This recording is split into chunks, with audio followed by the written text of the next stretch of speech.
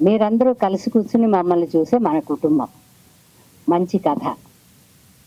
Producer young lady Hemalatha. మాకిందులో ఇద్దరు హీరోలు ఉన్నారు. నాకొక కొడుకు, సుమన్ గారికి ఒక కొడుకు. వాళ్ళిద్దరితోనే ఈ కథ మొదలవుతుంది, వాళ్ళిద్దరితోనే ఈ కథ ఎండ్ అవుతుంది. సుమన్ గారికి, మురళీ గౌడ్ గారికి, తర్వాత డైరెక్టర్ ఆకుల రాఘవ గారికి, మా ముందు ఆశయం లేని మీ అందరికీ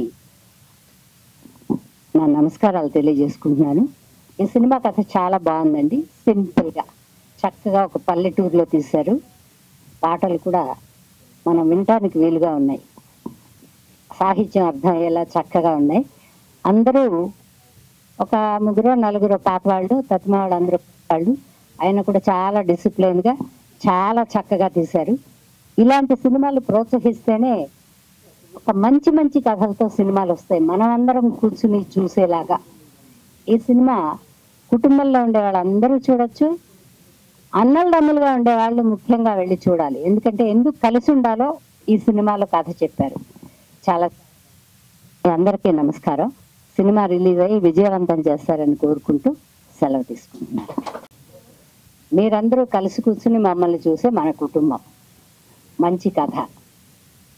ప్రొడ్యూసర్ యంగ్ లేడీ హేమలత. మాకిందులో ఇద్దరు హీరోలు ఉన్నారు. నాకొక కొడుకు, సుమన్ గారికి ఒక కొడుకు. వాళ్ళిద్దరితోనే ఈ కథ మొదలవుతుంది, వాళ్ళిద్దరితోనే ఈ కథ ఎండ్ అవుతుంది.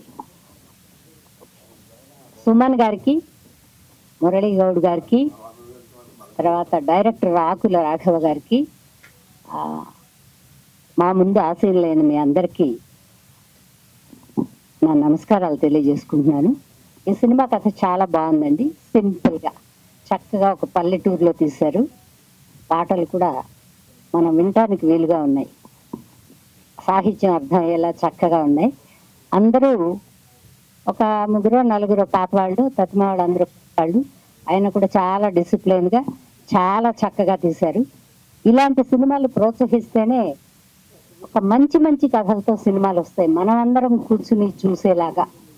ఈ సినిమా కుటుంబంలో ఉండే వాళ్ళందరూ చూడొచ్చు, అన్నలు దమ్ములుగా ఉండేవాళ్ళు ముఖ్యంగా వెళ్ళి చూడాలి. ఎందుకంటే ఎందుకు కలిసి ఉండాలో ఈ సినిమాలో కథ చెప్పారు. చాలా అందరికీ నమస్కారం. సినిమా రిలీజ్ అయ్యి విజయవంతం చేస్తారని కోరుకుంటూ సెలవు తీసుకుంటున్నాను.